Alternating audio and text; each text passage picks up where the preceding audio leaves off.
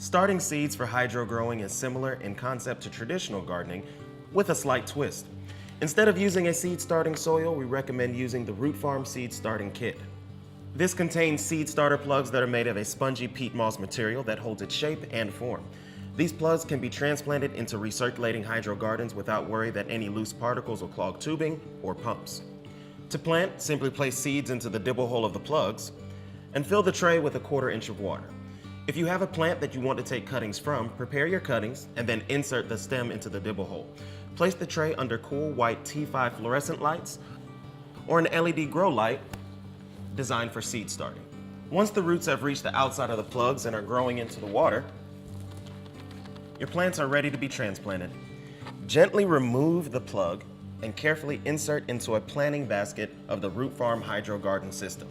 Although our plugs are specifically designed for water-based hydro systems, they can be transplanted and used with felt pots and growing mix.